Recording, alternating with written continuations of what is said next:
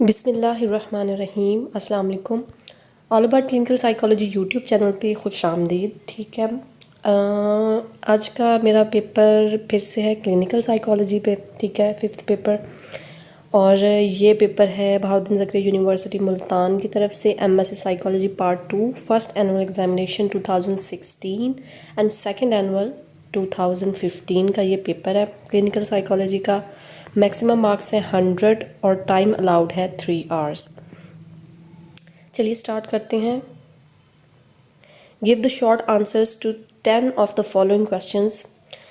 इन 10 questions के 4 marks हैं। ठीक है, 40 मार्क्स का ये पेपर होता है। ये सेकंड पोर्शन है शॉर्ट क्वेश्चंस एंड आंसर्स का, और इनमें से 10 क्वेश्चंस करने हैं जो कि 4 मार्क्स के हैं। ठीक है, फर्स्ट हमारा जो क्वेश्चन है, डिफाइन रेपो। अगेन मैं पहले भी पेपर में ये क्वेश्चन आ चुका है कि डिफाइन रेपो। ठीक है, रेपो क्या होती है, ताल्लुक़ क्या, कैसा ताल्लुक़ होता है क्लाइंट और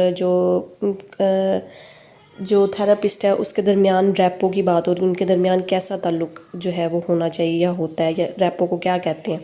define rapport and its role in the therapeutic session. ठीक है, सेशन के दौरान जो सेशन लिया जा रहा होता है, थेरेपिस्ट जो है सेशन ले रहा होता है क्लाइंट का, तो उन दोनों के दरमियान कैसी रेपो होनी चाहिए कि सेशन जो है वो कामयाब हो। ठीक है, सेकंड क्वेश्चन है जी, what is unconditional positive regard according to Carl Rogers. ठीक है, कैरल रॉजर्स ने अनकंडीशनल पॉजिटिव रिगार्ड के बारे में क्या बताया। ठीक है, वो बताना है आपने। थर्ड क्वेश्चन है, techniques of dream analysis in psychotherapy. अब ये भी देखें कि ये 4 मार्क्स का जो है वो एक क्वेश्चन आपने अटैम्प्ट करना है। ठीक है, आप एक हाफ पेज का, ठीक है, आपके पास जो पेपर आपको दिया जाता है सॉल्व करने के लिए, आंसर कॉपी जो होती है, ठीक है, उस पर आप देख लें वो पेज आई थिंक लंबी लाइंस होती हैं उसमें। ठीक है, आपका 4-5 लाइन का आपका एक आंसर होना चाहिए। ठीक है, 4 मार्क्स का जो है।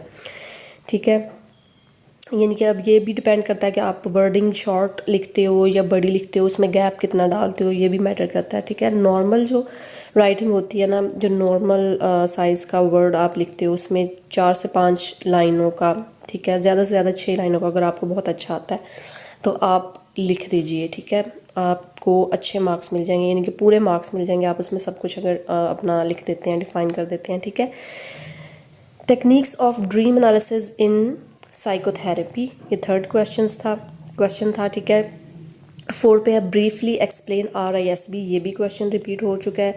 5 पे brief description of TAT thematic apperception test.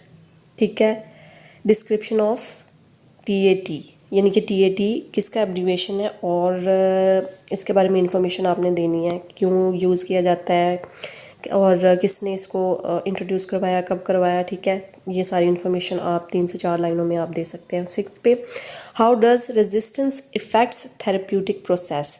Resistance जो है, जो क्लाइंट करता है रेजिस्टेंस, वो कैसे इफ़ेक्ट करती है थेरेप्यूटिक प्रोसेस को। ठीक है, ये आपने बताना है। 7 पे है, what is the role of clinical psychologist.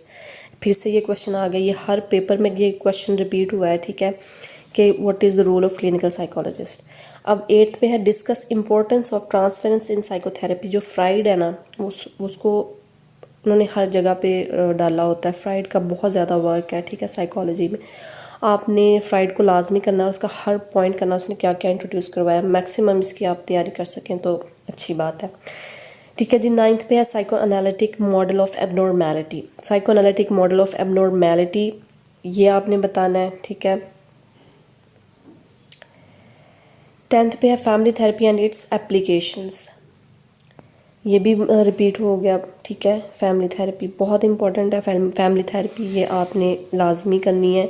ये बड़ा क्वेश्चन भी आता है और छोटे क्वेश्चंस में भी इसके बारे में पूछते हैं। नंबर 11 पे है, define GAF and its uses. ठीक है जी, इसके बाद है 12th क्वेश्चन है, what are non directive therapies, name at least 2 of them. Non directive therapies, जिसमें नॉन डायरेक्टिव थेरेपीज़ उनको बोलते हैं जिसमें जो थेरेपिस्ट है वो डायरेक्ट नहीं करता। ठीक है, वो दे goes with the clients will. ठीक है, वो जो क्लाइंट चाहता है ना वो उसको खुद प्रॉब्लम सॉल्व करने देते हैं, ठीक है। आप आसान लैंग्वेज में कह लें कि जो क्लाइंट है ना वो खुद अपनी प्रॉब्लम का सल्यूशन जो है वो निकालता है, ठीक है, with the help of therapist, ठीक है। थेरेपिस्ट उसको डायरेक्ट नहीं कर सकता कि आप ऐसे करें, ठीक है, जैसे कि साइको एनालिसिस वाले कहते हैं कि डायरेक्ट करना चाहिए, नहीं, ठीक है। नॉन डायरेक्टिव थेरेपीज़ आपने बतानी है कि कौन सी, नेम एटलीस्ट 2 ऑफ दैम, ठीक है।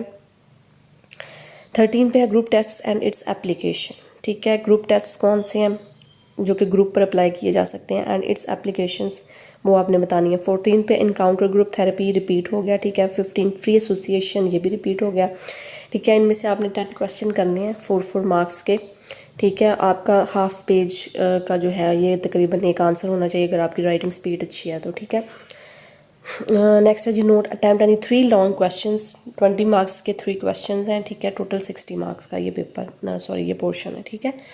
नेक्स्ट हम चलते हैं जी डिस्कस, फर्स्ट क्वेश्चन है इसमें, discuss in detail the concepts of mental health. देखिए शॉर्ट में भी आ जाता है और बड़े में भी, ठीक है। मेंटल हेल्थ का कॉन्सेप्ट जो है वो आपने लाजमी जो है वो करना है, ये हर पेपर में रिपीट हो जाता है, ये 20 नंबर समझ लें कि आपके पक्के हैं, ठीक है। सेकंड पे डिस्कस क्लाइंट सेंटर्ड थेरेपी, ये भी रिपीट होगी, ठीक है। Client centred therapy is must, ठीक है, ये भी आपने लाजमी करनी है, हर पेपर में जो है वो रिपीट हो जाती है। It's techniques merits and demerits, यानी कि इसके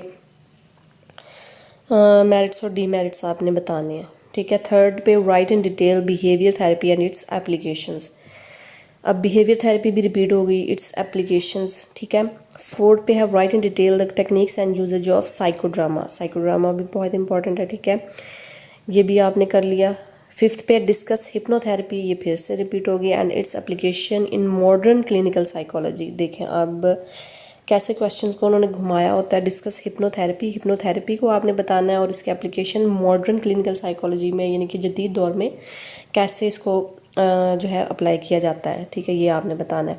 नेक्स्ट हमारा 6th क्वेश्चन है एंड लास्ट, डिस्कस ऑब्जर्वेशन, ठीक है, फिर से रिपीट हो गया, and clinical case study as a method of research, ठीक है। रिसर्च मेथड्स जो हैं वो आपको पता है वो बहुत इंपॉर्टेंट होते हैं, वो तो आते ही आते हैं, ठीक है। Discuss observation and clinical case study as a method of research, ये आपने कर लेना है। तो ये था पेपर 2016 का और 17 का, ठीक है, 15 का।